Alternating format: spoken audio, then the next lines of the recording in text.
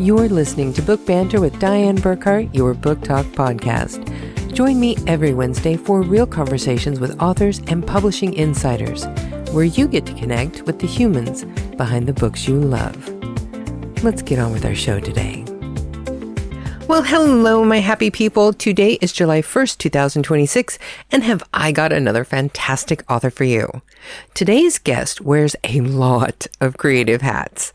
She's a therapist, author, coach, and podcast host who has built a career helping creatives move past self-doubt and finally get started on those projects they've been dreaming about. Her writing spans multiple genres, and today we're talking about her Lira Somers Mysteries, beginning with Sleeping Beauty, a paranormal mystery that blends suspense, intuition, and a fascinating amateur sleuth whose dreams may hold the key to solving real crimes. We also ended up having a wonderful conversation about creativity and what it takes to keep writing when life gets in the way. It was one of those conversations that just flowed naturally from beginning to end, and I think you're really going to enjoy it. So now, let's not waste any more time. Please welcome to Book Banter with Dianne Burckhardt, therapist, coach, podcast host, and just an all-around wonderful person, Liz Bullard. Please tell everyone who you are and what you do. Hello, everyone. My name is Liz. I'm a therapist, author, and creative wellness coach, which just basically means I enjoy talking about creativity and wellness in the many forms that it shows up in our life, whether it be through books, workshops, or speaking engagements. I'm an avid reader who, I just love to consume everything, as well as, I like to let people know I'm a corgi mom. I have a corgi named Preston who is always there, whether I'm writing, cooking, or like in the garden. And so that's pretty much me in a nutshell.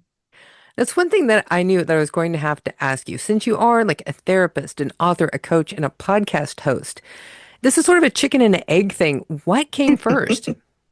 Oh, that's a good question. You know what? In looking back, I think it was reading in literature. Like my mom read to me since I was a child, as small as I can remember. I was the kid who was up late at night reading. I'd go to Barnes and Nobles, get 5 books, finish it by the weekend. Like I always loved books, but I never thought I could be an author. Like I always thought that was something you had to go to school for and all of these things. I didn't realize until the pandemic that it was something that was accessible. But, reading has always been there. And I think that in a lot of ways helps the therapy and the wellness stuff with being empathetic, thinking about the other person, understanding and wanting to get to know people and their stories. So I think it definitely had to be like reading and literature. And I want to kind of go sort of through all of them a little bit. Like as a therapist, how do you think psychology influences your character development? Oh, that's such a great question. I think a lot because I try and make real people or have real situations. Like sometimes I would read and I would get tired of like, I never went through those situations or not seeing the people in my life, not seeing, I'll take my protagonist Tabitha from the Prophecy series. Whenever we had women in fantasy or women warriors, they were strong from the get-go. Nothing slowed them down.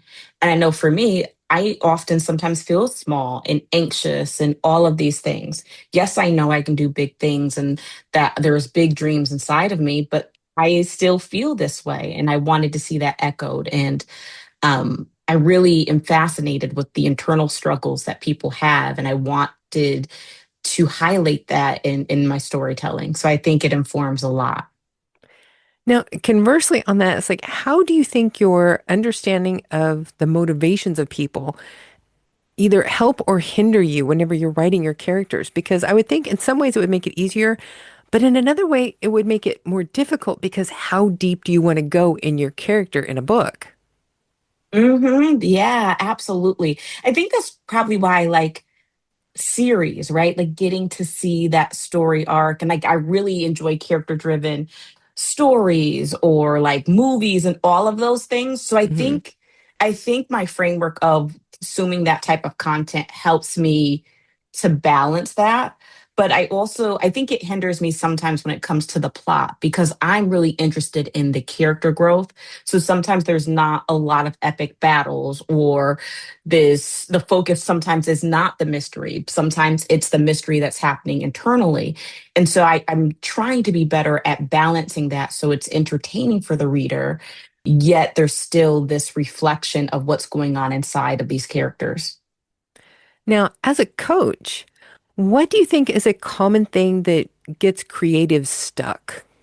hmm shorten it, kind of like being in their head, right? Whether Hmm. that is overthinking, whether that is fear, whether that is the battle between what am I, quote unquote, supposed to do versus what I'm being pulled to do. I think if you can figure out how you work and what are the things that trip you up, you can get unstuck and be successful. But I think often the common theme is ourself versus something external. Hmm. Now, whenever you find people who are having that battle between like discipline and inspiration, which one do you think Mm. actually helps people move forward more often? Is the fact that they just create a disciplined schedule to write, or they have the inspiration to write? So, as someone who likes to be very like airy and just kind of like do what you feel, Hmm. feels such a betrayal. But discipline actually really is critical. So, discipline helps you on the days where you're not feeling it, when you don't have 110%. That routine of like, this is what I do at 6 o'clock, or this is what I do after work, that can go a long way when there's these moments of, I just don't feel it. And on the days when you feel it and you feel inspired, that's that extra 120% that helps you to write longer, to have these vibrant scenes. And so I would tell people, yes, the inspiration feels so good, but that discipline is going to help you to be consistent and not have that anxiety and fear when there's that writer's block of, uh-oh, I haven't felt like writing for 3 weeks. When is it going to come back? No, you need the discipline for those moments. Now, people have seen the last couple of years, podcasts have just exploded on the internet. hmm What made you decide to do one? Yeah, oddly enough, it was therapy. So I started out with a podcast years ago called Coffee and Combos, and I would talk about like wellness and politics and activism. And I wanted to do that because I was a budding therapist and I'm an introvert, and so I thought a podcast would be a great way to build my confidence of asking people questions on the fly, to listen, to build some of those muscles without the pressure of being in session. And I think it's really helped me with speaking, with asking questions, with going a little bit deeper, with making ties and connections. And so it was really me trying to get comfortable speaking and asking questions that led to like me really enjoying the podcast host side of things. Do you think the podcast has actually helped you become a better therapist? I do. I do. I think it kind of gives me the opportunity to think about questions, and vice versa. I think both the questioning part of being a therapist helps me to have questions when it comes to being a podcast host, and vice versa. Like it's a muscle, and the more you stretch that muscle, the stronger it gets. And so I think it definitely has helped. Now, since you'd already mentioned that you didn't really ever think that you could be an author, what was that moment that made you think, okay, yes, I can do this and I'm going to do it? Oh, yeah. I think it was definitely, I started writing during the pandemic with friends out of self care, and we would do these writing prompts. And we were writing, and we said we would do NaNoWriMo, right? And just Hmm. do this challenge. And when NaNoWriMo came, I had been working on the Prophecy series for a little bit. It was the only story I had kept going back. So I said, well, let me do this. And then, 50,000 words later, you're like, well, if I'm already this far, why not go to the next stage? Why don't you edit it? And why don't you do this? And I think after I published the first book and getting over those nerves and all of those things and feeling really good about conquering that, seeing people resonate, I was like, oh, I really like this and I want to do this more. And then more stories kept coming and more joy kept coming. And so I think after the first story, it was like the floodgates were open. And then I was like, oh, there's a world of possibility here. Hmm. So what was the first thing you published? Mm, you know what? The first thing was Snowfall, my holiday short story about the series. And Hmm. I did that as a reader magnet. And I was working on New Moon first, but that one actually kind of came out first. And so Snowfall was the very first thing I published. And I didn't think, I think maybe it's like 10,000 words. I remember feeling like, oh my God, I don't think I'm going to get 10,000 words. What if people don't like it? Like all of these things. And now to see how the stories have grown, it's amazing. I think it's a testament of like, just keep going. Yeah, it's hard that first time, but the more you keep doing it, the easier it becomes. And so just keep growing that muscle. Now, considering how many different things that you're involved in, because even in your printed work, you have fiction, you have your Hmm. nonfiction journals and creative guides, then you also have the podcasting and the coaching and the therapy. How do you protect yourself from creative burnout? Oh, that's such a great question. I like to say what I have is like a mindful schedule, right? So like I work when I need to work and I rest when I need to rest, right? I think my current schedule allows me to be flexible and working in private practice and owning my own business. It gets to be flexible. Um, I also think being efficient in how I do things. So like I stopped podcasting for a little bit because it was too much to edit and do the footage. So then I made my process a little bit more efficient. So recording on Instagram, then putting it on Substack. Same thing with writing, right? I try and create a routine where I'm writing in the morning. And if I have more to give in the afternoon, great. So I think being efficient and listening to your flow, resting when you need to rest, working when you need to work, and setting things down that are no longer feeding you or just possible in that time of your life. So I think just honoring all of that really helps. I know that is something that I definitely struggle with. And if it wasn't for my husband just coming in every once in a while, going, no, get up, get away from the computer, go, go read a It's book, go helpful. watch TV. It's like because I am very bad at regulating myself. If it wasn't for my husband, I would probably never get away from the computer. I feel that, and like I appreciate Preston so much. So like, I work all day on the computer doing virtual therapy and he's my alarm clock. He knows like, okay, 5 o'clock, I need to eat, or hey, are we gonna go for a walk? The weather is nice. And so having those moments to say, like, oh, let me break this routine is really helpful. And especially now with there being so much I'm trying to juggle, having those mindful moments where I'm just being present just it really helps to balance that. And like again, shout out to support systems because they're so important in reminding you to take breaks. Yes, definitely. This would be a perfect time for you to go ahead and tell us all about your series and your first book in it, Sleeping Beauty. Yeah, so Sleeping Beauty is about my amateur sleuth, Lyra, who has dreams about people in need. And in book one, she's dreaming about a woman who's abducted. And it is a mystery with a romantic subplot as she's trying to beat away the advances of Detective Tomas Hines, aka Detective Sexy. It Hmm. really explores the internal battles, right? There's a lot of demons that Lyra herself, a lot of nightmares she's trying to process and figure out. And she's trying to explore, are these dreams real? Are they just, my imagination, or are these real people? Because sometimes her supports don't believe in her. And so there's a lot of internal battles as well with, accompanied with the mystery. And there's a lot of humor as well in this story. So I really had a fun time writing this series. Yeah, that's one thing I was kind of laughing about to myself. It's like, how did she say no? The guy offered to take her out for tacos. It's like, how do you say My no to favorite that? scene.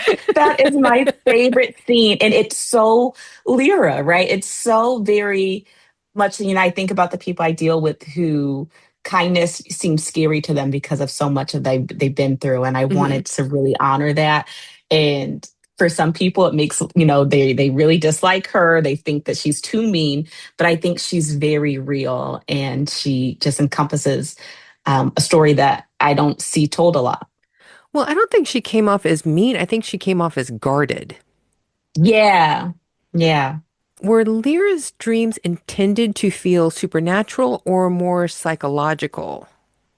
Oh, that's a great question that I think I still play with. And I like for the reader to kind of interpret that. And I go a little bit into that more in book three, where there's a lot of possibilities, right? Whether you feel like it's a gift from God, whether you feel like it's the paranormal, while you feel like it's intuitive. Hmm. I think there's a little bit of me letting the reader decide. Hmm. Yeah, so I'm probably not the best answer, but I toy a little bit with, kind of like, where do you think this comes from, and letting that be in the hands of the reader. Well, that was one thing that I did like about this is you do kind of have that question. Is she somebody who's picking up on, things in her environment and she's dreaming it and putting the information together and it seems like it's Mm-hmm. supernatural? Or is it actually supernatural and she's connecting with these people in her dream states? Mm-hmm. It's Mm-hmm. never like a yes, it's one or the other. So it just kind of leaves it to you to decide. Yeah, which I'm sure drives some people crazy, but I like that sometimes in books, right? Hmm. Let me kind of play with the storytelling as the reader a little bit. Like, yes, as the author, you're guiding and there's things that you need to give us, but I also like for the reader to also be able to participate and have discussion. And so while there's some people in this series where it's really definitive where their powers and things come from, I don't know if I'll ever fully answer that for Lyra with, Hmm. I like that being open. Well, and it seems like it'd be a fun thing to play with in the storyline. Yeah. There are places in here that Lyra actually seems like she is definitely emotionally overloaded as she's going through her story. And I was just wondering, how important is that psychological pressure to her character? Oh, I think it's so important for her. Again, I think in especially for female characters, they don't, it's like they have to understand all their emotions and what to do with them. But Hmm. again, I see people who are adult people who may be really competent in their jobs, but struggle with their emotions, whether it's how to name them, what do they do with them, how to overcome them. And so it's very important for that to be like her Achilles heel, where it gets her both in and out of trouble. So and it's fun to write because it's like as I'm writing, I'm just letting every intrusive thought lead the way. So Yeah. it's fun for me as well. And I think that's so realistic and it's something that people can identify with. I mean, here, I'm 58 years old and I'm very competent at my job.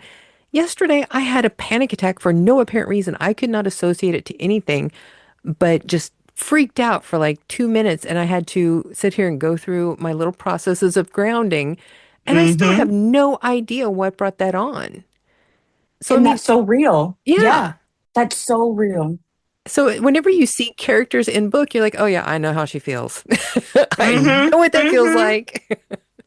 And it's nice Yeah. since we have really been focusing a lot on how people need to speak more about mental health and mental health issues. And to see that in characters like this is fabulous. Oh, I love that. Thank you so much. It's one of those things where whenever you're reading it, you think, I am not the only one. Yeah, and that's so important for me as I craft these stories. Like, I want it to feel relatable. I want it to feel like, oh, I've been there, or like, oh, wow, I recognize I get myself into these relationship cycles, or, oh my goodness, yeah, my anxiety does make me feel vulnerable and strong at the same time. So, like, for me, that's always the biggest compliment when people tell me that my stories are relatable because it was with the person in mind. You already have book two out, Chasing Nightmares. How many books do Hmm. you see for the future of the series, or are you just going to take it as far as you can? I want this to be an ongoing series, very much like I love the Alex Cross series or the Stephanie Plum novels. And I love how we just follow these characters in their life, in the people in their life. And for Lyra, I really see that. Like we just keep seeing her and her relationships grow. We keep seeing like she is the storyline essentially, and the mystery is accompanying that. But I'm really excited to play with all the different branches of her and exploring what that looks like and having the reader have a fun time getting to know these characters long term. And I love hearing that because I am one of those people that I will find an author that I love their character and I will read everything that they put out with that character. Yes. It's like as long as they want to Yes. keep writing them, I'll keep reading them. So I love people who write long series. Yay. Oh, that makes me smile. So now it seems like the perfect time to do our 5 quick questions that never turn out to be quick, but I just refuse to give up. Are you ready? I'm ready. Now, for your questions, I was actually snooping on your TikTok channel today. And so these all come from your TikTok videos. I love So, it. question one, did you ever get your Bridgerton tea? And which one did you get? That's such a great question. You know what? No, I don't think I ever did. I think I just browsed that. I know. So now Oh I my gotta get some gosh, tea. I'm so disappointed. I was waiting for you to tell you that you bought the whole set. I know. I need to. I think was that one like really floral, and I don't like floral teas, but they hmm were really pretty, But Yeah. yeah, oh, that's a great question. Yeah, but you can get floral teas and mix it with black tea and it kind of mutes them a little bit. Oh, thank you for that tip. hmm I drink a lot of tea around here. My husband and I have tons of tea in this house. So, question two, why do you hate eggs? Oh, God. my young my younger brother asks me this all the time, and I wish I loved eggs. Like I would love to just boil an egg and just go on about my day, but I hate the texture. I just can't do it. I've tried scrambled, all the stuff. I just can't do it, y'all. Wow, so it's the texture of any way that it's made. Yeah, and I have tried. Like I can get through like a egg and a fried rice. Like hmm that's probably the only way I can do it. But I love to see the runny egg. hmm I love all of that. I just can't get past the texture. So now, question three. Just exactly how helpful is Preston to your writing process? Oh, I love this. I think he's very helpful to my writing process. Like he's there early morning, late at night. He's always there. He's a good motivation, right? Like I got to keep writing and selling hmm these books so he gets to eat. So, so he is a great partner to have. Well, I love that video where he's sitting in the passenger seat of the car and it's like, let's go writing. Very Preston. He's always ready to go. So, question four, why are you creating?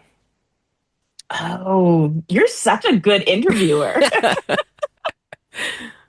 Okay, I am creating because I love how free like makes me feel. hmm Like I love that I can take something in my head and put it on the page, and now we become a community of folks who are just vibing and enjoying that. I love how it brings people together, how it highlights struggle, how it highlights accomplishment, how it triggers emotion. Like I'm creating for the freedom and the empowerment of it all. And that's one thing that I have found that I absolutely love about the writing community for the most part. About 95% of the people involved are right there to network and help each other Hmm. and pull each other along as they go forward. There's only a Yeah, small community that actually look at it like competition. For the most right. part, it is such a big community. It's like being part of a village of creative Hmm. people who all want to work for the betterment of everybody. I love that because truly, like, there's so many readers. Like, there's no competition. Like, a reader is going to buy all the books and not have any time in this lifetime to finish them. Like, there's no competition. Oh, yeah. It's like I don't just, read one author. I have got so many different authors that I read and I'm always looking Yes. for new ones. Yes. So I mean it's never going Absolutely. to be, it's you or you. It's usually like a you and you and you and you. Yes. And when I say I'm going to read your book, I'm getting to it. It might be 5 years later, but I am getting to your book. Exactly. It's like I have so many books that I have listed that are getting ready to go up on my review page on my website that I've been reading them, but I haven't been keeping up with the reviews. Hmm. But whenever somebody gives me a book, it's like it will get there. It may not get there this week or next month, but it will get there. 1000%. So now your final question. We are asking everyone the same question this year because we are building a database to put in our year-end book buying guide that we I publish in love it. November. And your question is, what do you think is the best book to movie adaptation that you have seen so far? Oh, wow. Best book to movie adaptation. That's a hard one. I've had some really varied answers on this that I was not expecting. I've had some great books that I forgot that they were even books before they were movies. Yeah, and you know what? This might be a cop out, but I'm thinking comics. Like I think the Marvel series, like I think of like Iron Man or Hmm. anything like that. I think those have been really good at take actually, you know what? I'm going to backtrack.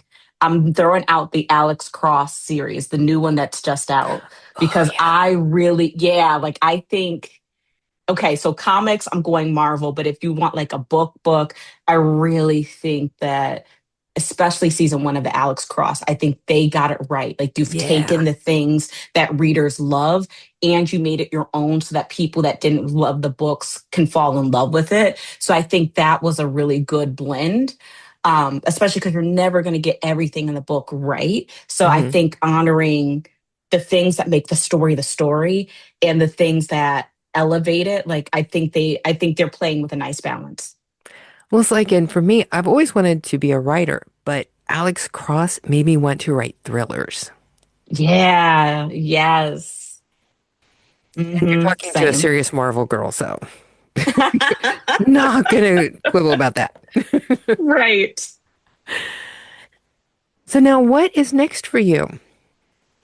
Next for me, so June, I'm kicking off the Kickstarter, my second Kickstarter. Hmm. It's focusing on the Lira Somers series again.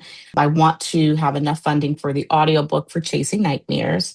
Oh, Yeah, and but readers were like, "Oh, I thought the pre-orders for book 3 would be available." So I am adding that as well to that. So if you're listening and you've read the first 2 books, you will be able to pre-order the ebook and the paperback for that through the Kickstarter.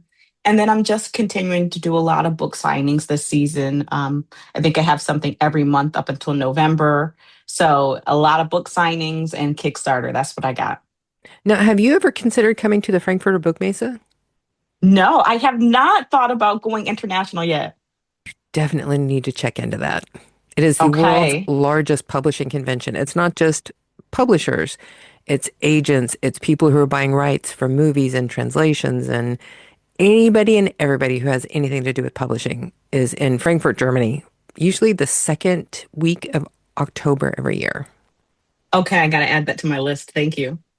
Let's remind everybody who you are and where they can find your work.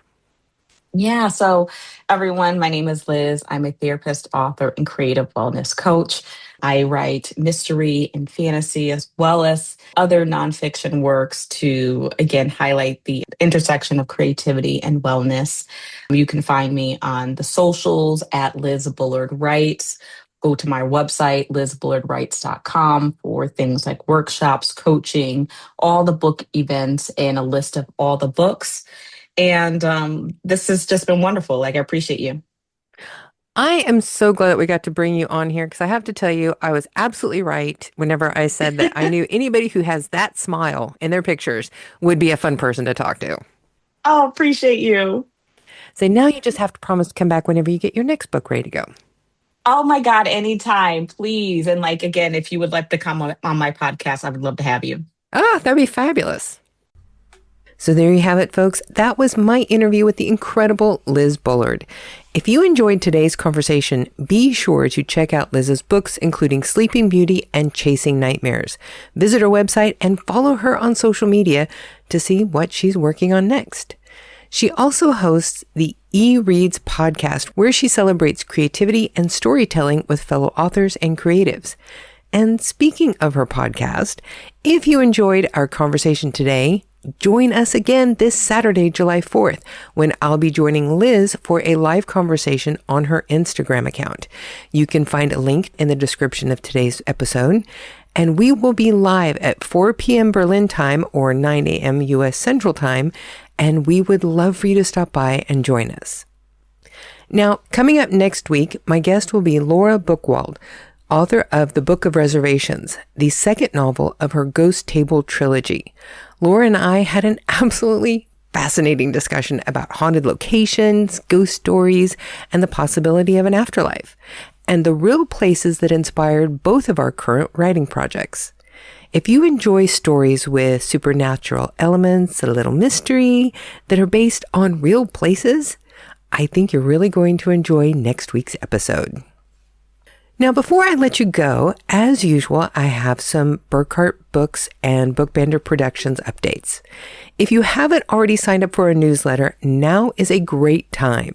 In the coming weeks, I'll be sharing an exclusive newsletter-only short story that has never been published anywhere before. As a matter of fact, I forgot I had even written this. I found it as I was looking through some of my old college information, and I found a psychological thriller I wrote for a creative writing assignment while I was in college. And I am going to share this with all of our newsletter followers. To read this short thriller, you just need to visit burckhartbooks.com/subscribe and sign up so you don't miss out. And I got 97% on the first draft, so it can't be that bad. You can find a direct link to our subscribe page in the description of today's podcast. Well, I think that's enough for today, folks. I hope you all have a wonderful weekend, and I hope you'll join Liz and me this Saturday for our Instagram live discussion. But for now, you know what time it is, folks. It's time for you all to go forth and be really happy. And for my fellow Americans, have a fun and safe 4th of July, and maybe light a sparkler for your friend here in Germany. Thank you for joining us today. Be sure to subscribe to Book Banter with Dianne Burckhardt on your favorite podcast streaming service.